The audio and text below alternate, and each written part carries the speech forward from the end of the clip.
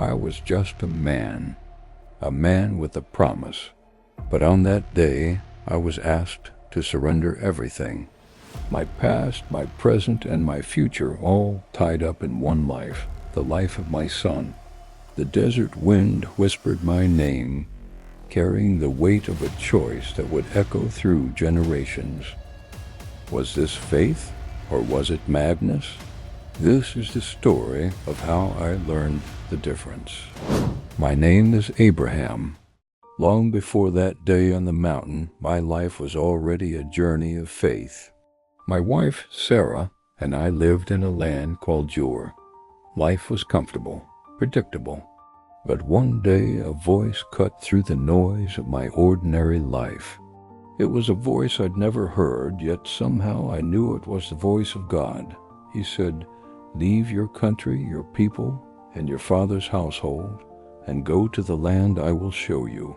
He promised to make me into a great nation, to bless me, and to make my name great.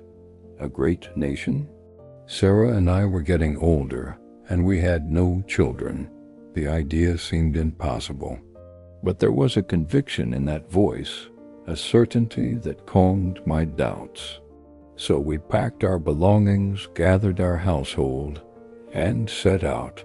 We didn't have a map, no destination in sight, just a promise. We journeyed for what felt like a lifetime, moving from place to place. There were times of plenty and times of famine.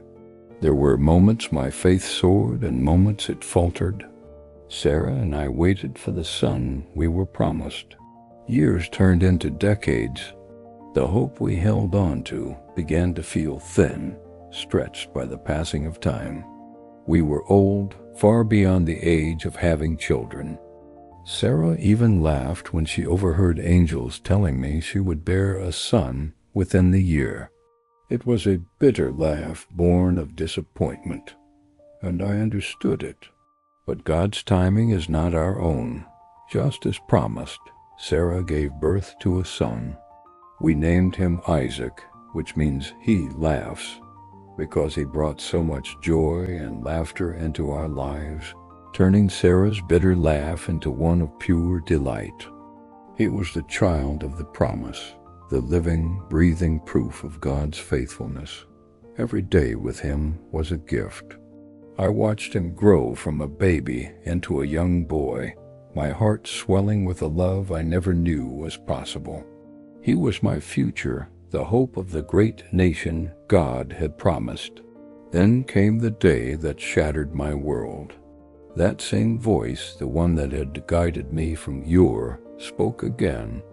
But this time its words were not of comfort or promise. They were a command that struck me like a physical blow. "Take your son," he said, "your only son, whom you love, Isaac, and go to the region of Moriah. Sacrifice him there as a burnt offering on a mountain I will show you." My world went silent. The air left my lungs. Sacrifice Isaac, my son, the son of the promise? It made no sense. This was the child God himself had given me. How could he ask me to take him away? Every part of me screamed in protest. My mind raced, trying to find a reason, an explanation, anything to make it make sense. But there was nothing. It was a raw, terrifying command.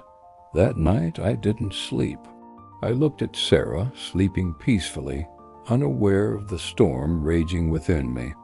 I looked at Isaac, my beloved boy. How could I do this? My heart was breaking into 1,000 pieces. But beneath the fear and the grief, there was that voice. The same voice that had never led me astray. The one that promised me a future through this very son. I had to trust. I didn't understand it, but I had to obey. Early the next morning, before the sun had fully risen, I woke my servants. I cut the wood for the offering, saddled my donkey, and called for Isaac. I tried to act normal, to keep the tremor out of my voice. But every action felt heavy, deliberate. As we set off, the silence was deafening. It was a 3-day journey. 3 days of walking with my son towards his death. 3 days of wrestling with God in the silence of my heart. With every step, I pleaded, I questioned, I cried out. Why? But the only answer was the steady rhythm of our feet on the dusty path. On the 3rd day, I saw the mountain in the distance. The place. I turned to my servants. "Stay here with the donkey," I told them. "The boy and I will go over there to worship, and then we will come back to you." Did I believe those words? I don't know. Maybe it was hope. Maybe it was a desperate prayer. I laid the wood on Isaac's shoulders, and I carried the fire and the knife. We walked on together, just the two of us. Then Isaac's small voice broke the silence. "Father?" he asked. "Yes, my son," I replied, my voice catching in my throat.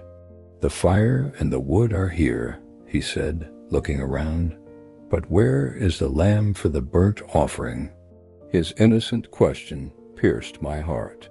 I took a deep breath, fighting to keep my composure. I looked into his trusting eyes and said the only thing I could. "God himself will provide the lamb for the burnt offering, my son." And in that moment, I believe I spoke a truth deeper than I understood. We reached the top of the mountain. I built an altar, stone by heavy stone. My hands were shaking, but I kept going. I arranged the wood, and then I had to bind my son, Isaac. He didn't fight. He didn't cry out. He just looked at me with a question in his eyes that I could not answer. I laid him on the altar on top of the wood. This was it. The final moment. I raised the knife, my arm trembling. My heart was a gaping wound. I closed my eyes, ready to bring it down.